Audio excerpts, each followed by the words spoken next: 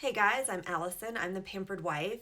Today I want to talk to you about brow products. I do have two different brows going on right now, but I'm going to go through in this video and talk about technique, pencils, brow gels, powders, and as always, I will link all the products that I've used in this video down below in the description box. I've been flattered that I've had some requests to do a video like this, so I hope it's helpful. To start off with, you typically are going to need a spoolie, which looks like this. It comes on the end of a lot of brow products, or you can buy one or even get one from like Sephora or something. Usually they'll let you just have one. They use them as for samples to put on mascara and things.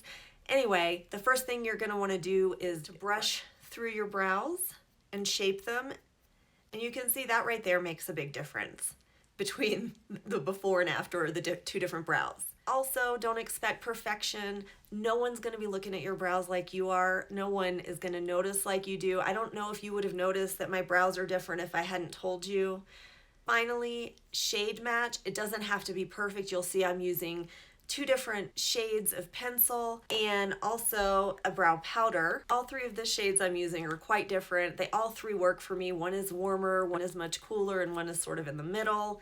It just comes down to preference. I use them all interchangeably. Also, there are different brow gels. The clear ones tend to be only for hold. The colored brow gels will deposit color onto your brows. They will thicken the brow and add color and deposit a little bit of color on your skin as well. Any and all of the products can be combined one on top of the other. If you're gonna layer, typically it would go pencil, powder, gel, and I'll mention that again in the video. I think that's everything I wanted to tell you to start out with. I'm gonna go ahead and jump in.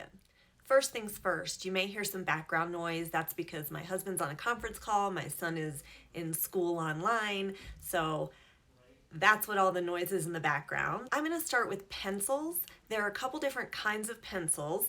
I've got two here. First is the Plume. Whoops, one of the tops fell off the other product, that's okay. This is the Plume, and it has a spoolie on one end, which is extremely important, and the tip on the other end. This one is actually refillable, and the Plume, like a lot of brow pencils, has a finer tip. The idea being you can draw more fine lines.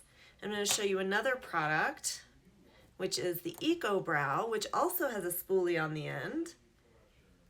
And this one is more angled and wider. The formulas are also different between these two. The Plume is a little bit waxier and the Eco Brow is a little bit more powdery. The shades are a little different. You don't have to perfectly match your brows. You just need to sort of blend. These are both different shades. I'll show you on the back of my hand. The Plume, I feel like this shade isn't quite right for me. It's a little too light. It's an ashy brown. And then the Eco Brow is a little closer to a black than a brown. So typically what people use a pencil for is to shape their brows. So you would go in and kind of just draw the shape of your brow, starting at the bottom and going along the bottom like that. Now typically you don't do the bottom and the top. That just looks a little too harsh. So you would do the bottom and then start filling in. And I'm using the Eco Brow. I'm using the narrower side just to draw lines. Just the way I'm holding it is putting the narrower side against my skin. And you can see it just fills in the sparseness. Now typically you want to start at your arch because that's where your brows are going to be thickest. Work towards the tail and then fill in the rest of it. You don't want to go too dark because this is typically where your brows are going to be lightest or thinnest. So then the spoolie is incredibly important. If you buy a product that doesn't have a spoolie on the end, you've got to have one in your arsenal with your brushes, because brushing through is now going to make an enormous difference.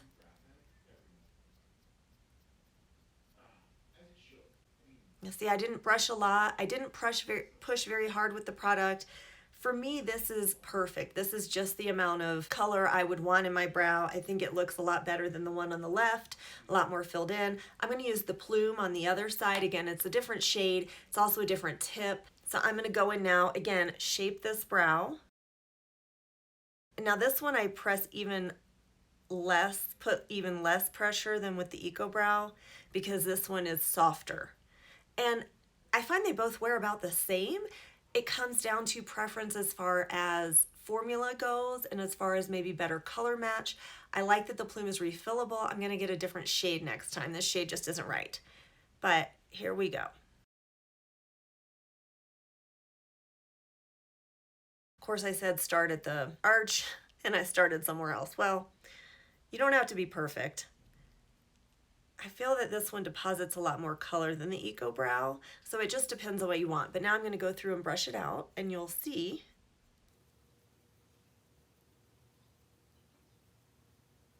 Voila! Another important note is eyebrows are different, even on the same face. Mine are quite different. And so what I hear people say is they're sisters, not twins, or maybe even cousins, and that's certainly the truth for me. Another thing is I think you don't need perfection. You need to know already they're imperfect, and you don't have to go for perfection if you want it to be a more natural look. So here's the plume, here's the Eco Brow, both pencils, different formulas. I like them both. And this is what you would want to use to create shape if you want to draw in your brows, really create the shape, but then make sure to go in with the spoolie to add the brush strokes so they look more natural. Most days this would be enough for me. This is all I would use. I would often go in with a brow gel to hold it in place, and today I'm going to use the Air Perez. This is actually a clear brow gel. It can also be used as mascara. I've used it on my lower lash lines, and that would be true of most brow gels. If they can go in your brows, they should be able to go on your lashes as well. Clear brow gels. Clear brow gels. Other brow gels are a different formula, and I've got another one here that I'll show you. Basically, a brow gel is going to be like hairspray. I like this one because it feels natural. It doesn't make my eyebrows hard or crunchy. I can still, move them if I want. It doesn't have perfect hold. So if you're looking for something to last all day, this isn't it, or you could reapply it, but it doesn't flake and it's comfortable. So I'll show you how I use this. Really just like mascara, but on your brows. This is the tip. And I'm just gonna comb through.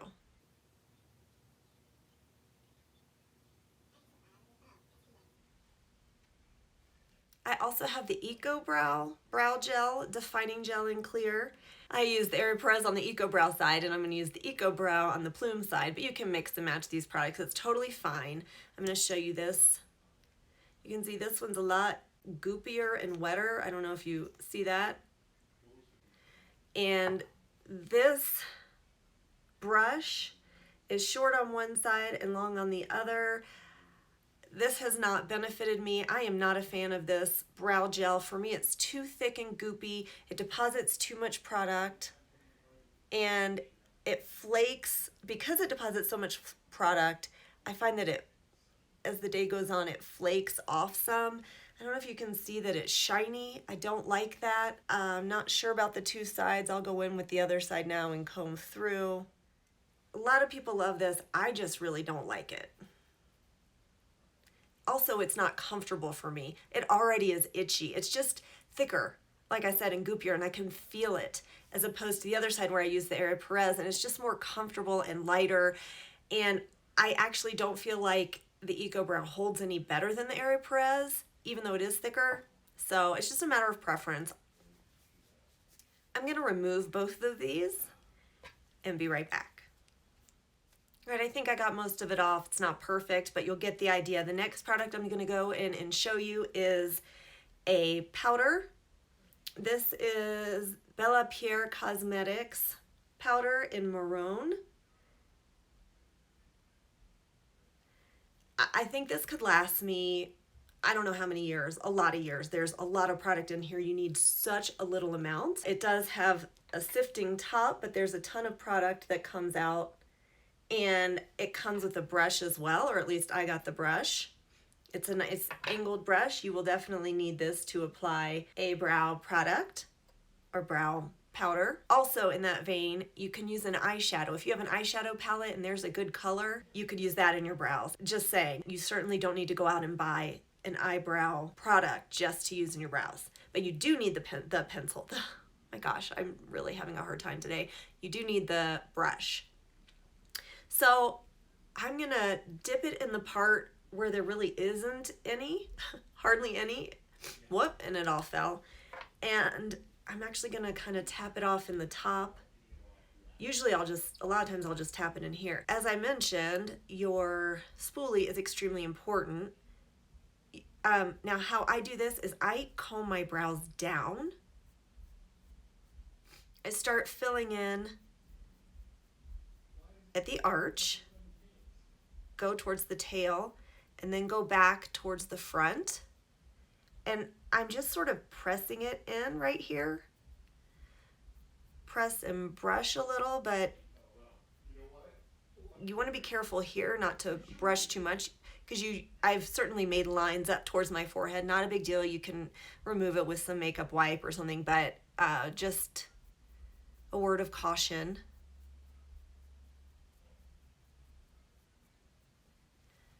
That's enough for me. I'm going to go in again with the spoolie, brush it out.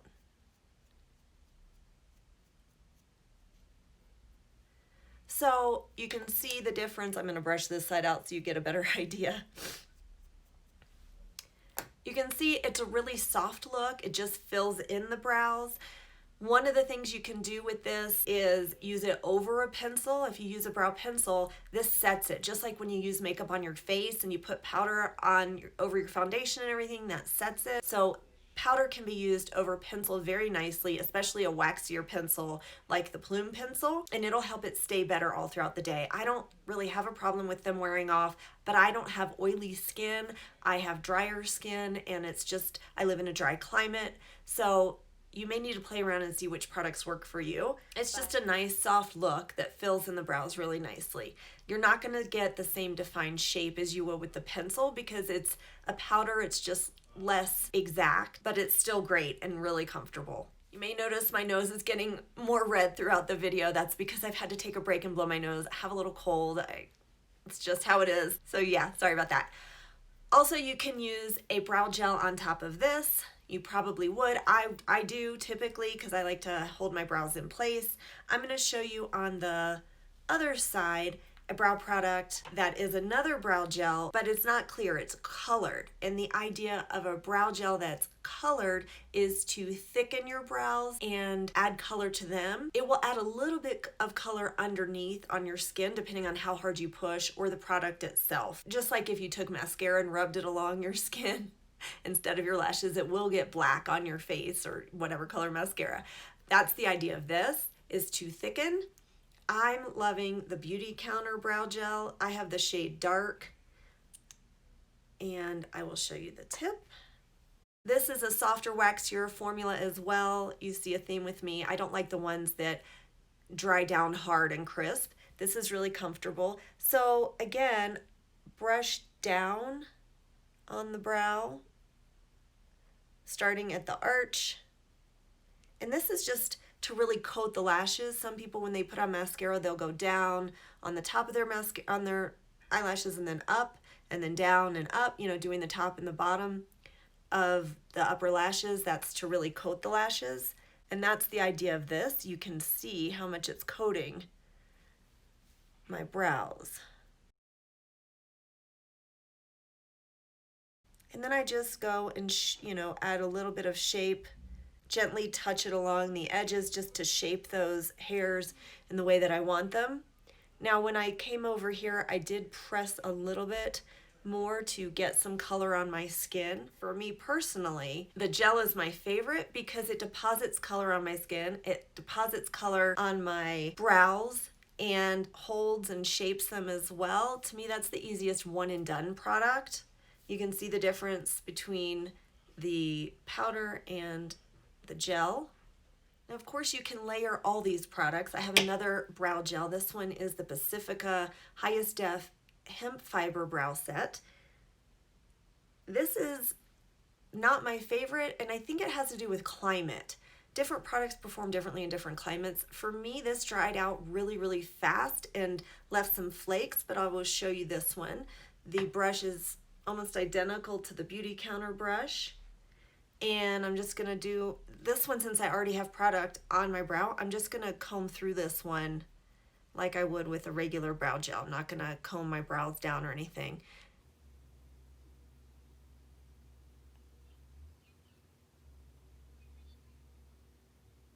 Now again, this is a different shade from the other Beauty Counter product, but it's interesting to see how thick these individual brows look compared to this side. So I think if you're looking for thickening, the Beauty Counter does a better job of that. And you can also see the difference between where I have the brow powder is just more filled in than this side that I only did the brow gel. So I hope this was helpful. Let me know if you have any questions. I just wanted to give a short overview of some different types of brow products. Please give this video a thumbs up, subscribe. I'd love to have you. And in the meantime, I hope you find some time to pamper yourself today. Bye.